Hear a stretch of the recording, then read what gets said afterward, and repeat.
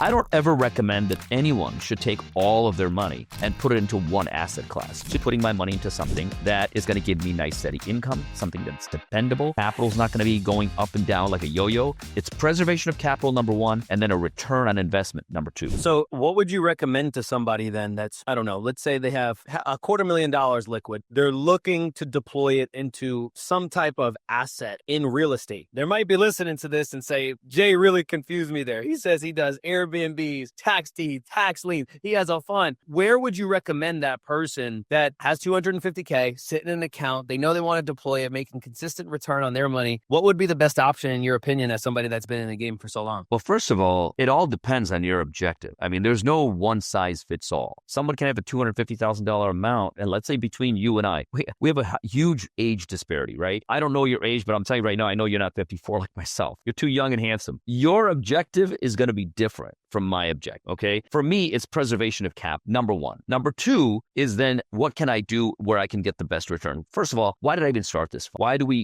am I in real estate, and why are we looking for a way to provide an asset to people where they can invest in it, where it provides them security and then consistent income? So to answer your question, first, I have to understand who's asking the question, right? So if it's you, I would say, look, Devin, there's a number of things that you could do. You could actually invest into individual properties, and that is if you have the time, the desire, the willingness to manage that. People that have gone into real estate, I don't know if you have or not. By the way, have you ever invested in any kind of real estate properties? Yeah, I'm in one of my my only rental property right now. Okay, good. What's the experience been like? Did you enjoy working with, maybe tenants or dealing with, the data, maintenance issues? Are these things that you like, or is that something you don't like? Yeah, so funny enough, my next door neighbor was my property manager. However, the first year was really good. Okay, first year of renting it out was great. Second year, the AC went down. That was about $10,000. The renters didn't pay the rent for about 3-4 months, and it was a big headache, man. So yeah, I mean, that's why I've always heard people say, "Oh, investing in real estate is passive." But from my own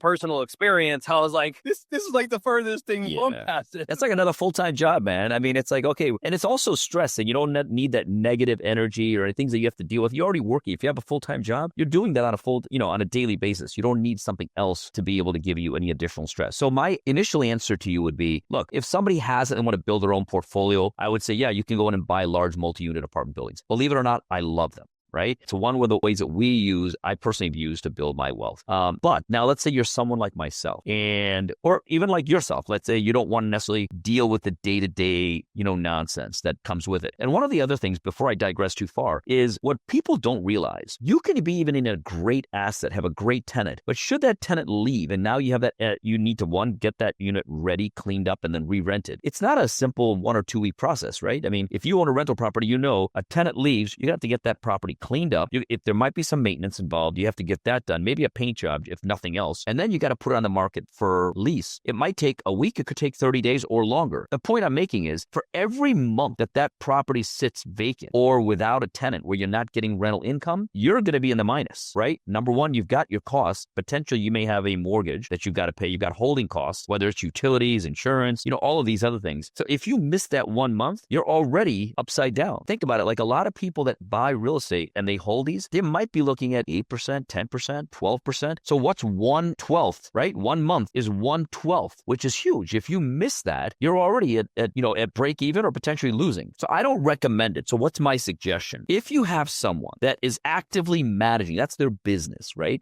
They're actively managing and they're able to deliver you a quality return, say 10, 11, 12%. That's phenomenal. Now, there are many ways to get to it. Many real estate funds that set up, they might have a pref where they give you, for example, 7% preferred. That means the first 7% that fund earns, you're going to earn that, and then there's a split after that. There's others that may say, okay, yeah, I'm going to give you 10%, 11%, whatever that number is. If they're giving you a sizable pref, that's fantastic, because that means before that management team or anybody else that's involved, before they make any money, you're going to make whatever that pref is. What our pref at my fund, which is PropTex, it's 11%. That means before Jay Patel and his team make any money, you're going to make your 11%. That's huge. And it's fully backed by collateral collateral, which is the actual tangible real estate property, right? So I would say, if you're asking me, where should somebody put, I'm a little biased, right? I'm going to tell you, look, Devin, if you got $250,000 liquid, do you want to go ahead and deal with, the day-to-day headaches? First of all, how is real estate as an asset class, right? Ask yourself that. I don't ever recommend that anyone should take all of their money and put it into one asset class. So you may have some money in the market. You may even have some money in crypto. You may have some money in real estate. You got to decide based on what your appetite is, how much risk tolerance you have. As you get older, we can become more risk averse, right? We don't want to take that large amount of risk. Like my age today, what I'm looking at is actually putting my money into something that is going to give me nice steady income, something that's dependable, number one is that my capital is not going to be going up and down like a yo-yo. It's preservation of capital, number one, and then a return on investment, number two. So those are my, my top priorities when I do this. So to add the quick, I guess, answer to your question is, it depends on how much work you want to put into it. If you're willing to do it, do the work, and maybe you have a passion, you want to learn about it, then absolutely find good assets, find somebody to work with, someone who's actually a professional real estate investor. Let them guide you initially. If you don't want to go deal with that and you want a good return, come to us. That's what we're here for.